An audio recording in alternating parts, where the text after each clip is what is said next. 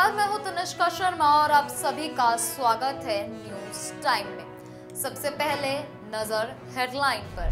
कैथल की SYL नहर में गिरी स्कूल बस, बच्चे ड्राइवर हुए गंभीर रूप से घायल। फरीदाबाद में एक ही महिला को दो पार्टियों ने दिया टिकट, पहले आप ने फिर कांग्रेस ने बनाया उम्मीदवार। हरियाणा की 9 नगर निगमों में कानूनी दर्जे पर सवाल। 5 साल पहले एक्ट संशोधन से बने थे नगर परिषद। सुअरों के झगड़े में भाई ने ली भाई की जान। जींद में छोटे भाई ने बड़े भाई को गंडासी से काटा। नारनौल में घोड़ी पर निकाला बेटी का बंटवारा। पिता बोले समाज में बेटा बेटी बराबर। दिल्ली NCR के बाद बिहार में भी भूकंप, PM मोदी ने लोगों से शांत रहने की अपील की। महाकुंभ संगम स्टेशन 26 फरवरी तक बंद, अब तक 53 करोड़ लोगों ने किया स्नान। मोहन भागवत बोले पूरे हिंदू समाज को एकजुट करना चाहता है संघ, यह देश का जिम्मेदार समाज। दिल्ली भगदड़ अस्पताल में अपनों के लिए भटक रहे परिजन, पुलिस लोगों को रोने और चिल्लाने से रोक रही। PM सुरक्षा चूक मामले में स्पीकर से मिले किसान, कहा हम पर झूठा मामला दर्ज किया गया। अब खबरें विस्तार से। हरियाणा के कैथल में सोमवार सुबह एक निजी स्कूल की बस सतलुज यमुना लिंक नहर में गिर गई। इस हादसे में बस में सवार 8 बच्चे, ड्राइवर और महिला कंडक्टर गंभीर रूप से घायल हो गए। घायल बच्चों व अन्य को नजदीक के अस्पताल में दाखिल कराया गया।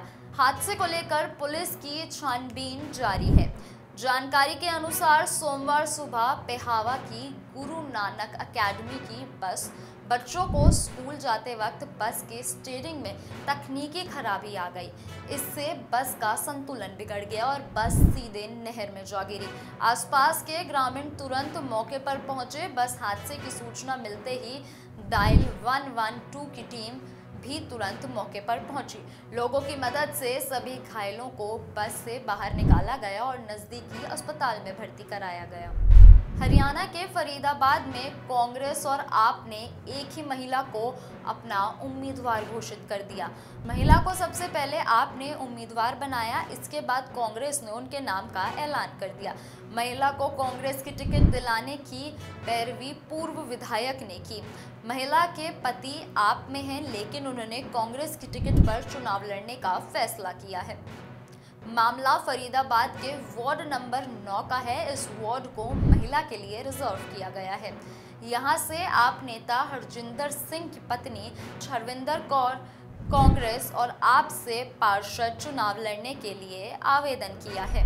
ऐसा सुनने में भले ही अजीबोगरीब लगे, लेकिन यह सच है कि आज की तारीख में प्रदेश की कुल 11 में से 9 नगर निगम वास्तव में कानूनन नगर परिषद हैं।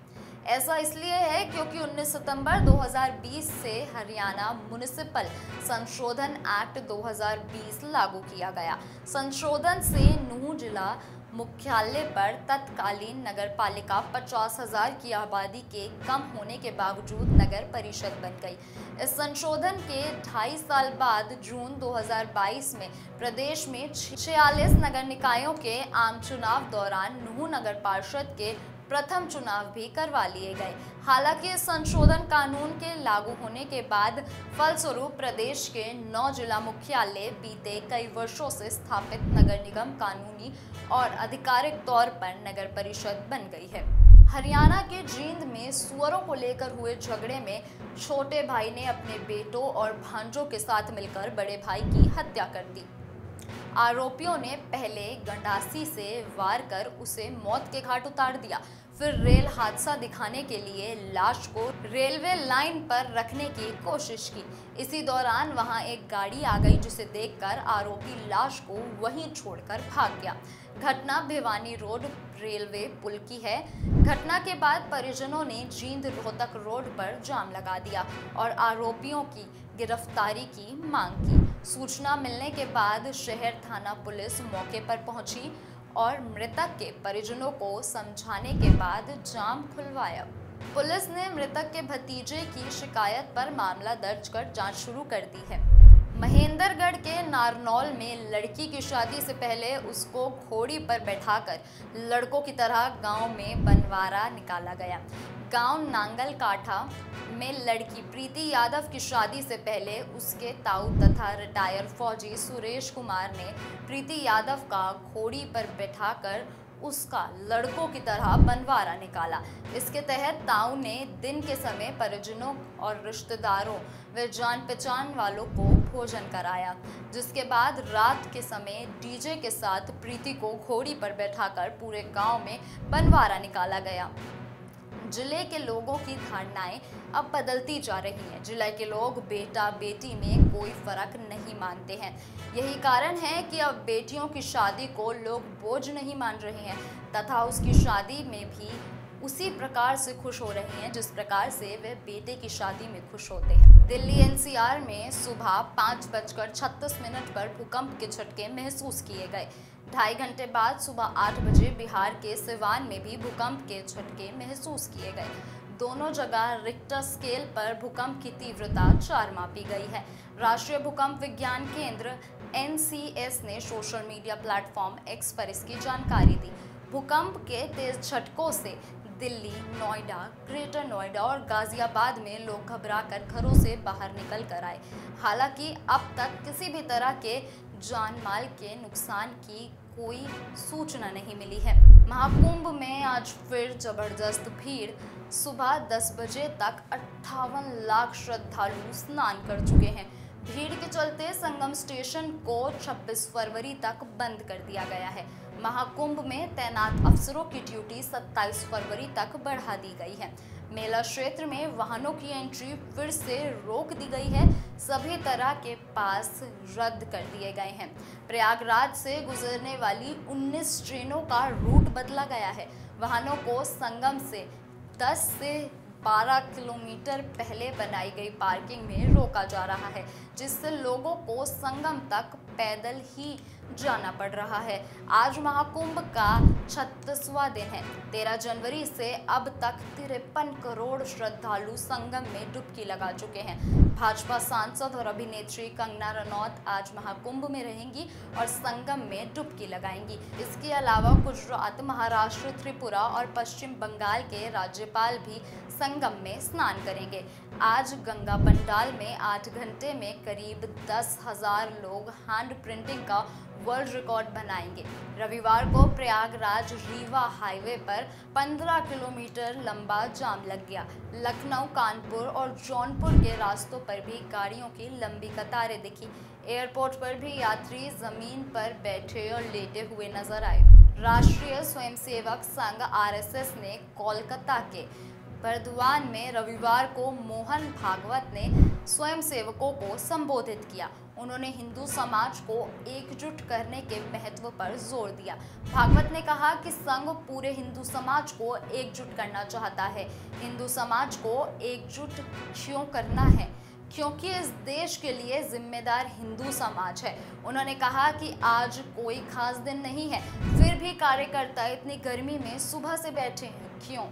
संघ क्या करना चाहता है? अगर इस सवाल का एक वाक्य में जवाब देना है तो संघ पूरे हिंदू समाज को एकजुट करना चाहता है। RSS चीफ भागवत ने कहा कि भारत सिर्फ भूगोल नहीं, भारत की एक प्रकृति है। कुछ लोग इन मूल्यों के अनुसार नहीं रह सके और उन्होंने एक अलग देश बना लिया, लेकिन जो लोग स्वाभाविक रूप से यहीं रह गए उन्होंने भारत के इस सार को अपनाया। और यह सार क्या है? यह हिंदू समाज है जो दुनिया की विविधता को स्वीकार करके फलता फूलता है। हम कहते हैं विविधता में एकता है, लेकिन हिंदू समाज समझता है कि विविधता ही एकता है। नई दिल्ली रेलवे स्टेशन पर भगदड़ मचने के करीब 2 घंटे बाद रात करीब 11:30 बजे घायलों को लोकनायक जयप्रकाश अस्पताल लाया गया। अस्पताल के गेट नंबर 4 से सायरन बजते हुए केवल एम्बुलेंस की ही एंट्री हो रही थी। सामने की ओर चारों तरफ बैरिकेड लगाकर पुलिस की तैनाती थी। यहाँ से मीडिया की एंट्री पर पूरी तरह बैन था। न सिर्फ मीडिया बल्कि इस गेट से मरीजों की भी एंट्री बंद थी। एलएनजेपी में भर्ती मरीज को देखने के लिए आने वाले तीमारदार को भी एंट्री नहीं थी। थोड़ी देर बाद ही वहां पैरामिलिट्री फोर्स भी तैनात हो गई। काफ़ी संख्या में पैरामिलिट्री फोर्स को अस्पताल के अंदर भी तैनात किया गया है। पूरे अस्पताल के चप्पे चप्पे पर पुलिस और फोर्स तैनात है। 3 साल पहले 5 जनवरी 2022 को विधानसभा चुनाव से ठीक पहले प्रधानमंत्री नरेंद्र मोदी के पंजाब दौरे के दौरान उनकी सुरक्षा में चूक हुई। मामले में किसानों पर आरोप लगे थे, जिसके बाद इस मामले में किसानों पर धारा 307 लगा दी गई। किसानों ने अब पंजाब विधानसभा के स्पीकर कुलतार सिंह से मुलाकात कर इस मामले को उठाया है। किसानों का कहना है कि स्पीकर ने आश्वासन दिया है कि किसानों के खिलाफ कोई कार्रवाई नहीं की जाएगी। उधर खनौरी बॉर्डर पर किसान नेता जगजीत सिंह डल्लेवाल के अनशन 84वें दिन में प्रवेश कर गया है। किसानों ने 22 फरवरी को केंद्र सरकार के साथ होने वाले छठे दौर की बैठक से पहले 21 फरवरी को किसान आंदोलन में शहीद हुए युवा किसान शुभकरण सिंह की बरसी मनाने का फैसला किया है। इस दौरान शुभकरण के गांव बलोहा भटिंडा में सभा होगी। इसके अलावा शंभू, खनौरी और रतनपुर बॉर्डर पर भी उस दिन सभाएं होंगी। इसमें सभी शहीदों को श्रद्धांजलि दी जाएगी। वहीं भटिंडा में होने वाले कार्यक्रम को लेकर किसानों ने बैठक कर रणनीति बनाई है। 19 फरवरी को हरियाणा के सिरसा से पदयात्रा शुरू की जाएगी, जिसका समापन 21 फरवरी को भटिंडा में होगा। अभी के लिए इतना ही। ऐसी और जानकारी के लिए जुड़े रहिए न्यूज़ टाइम के साथ। धन्यवाद।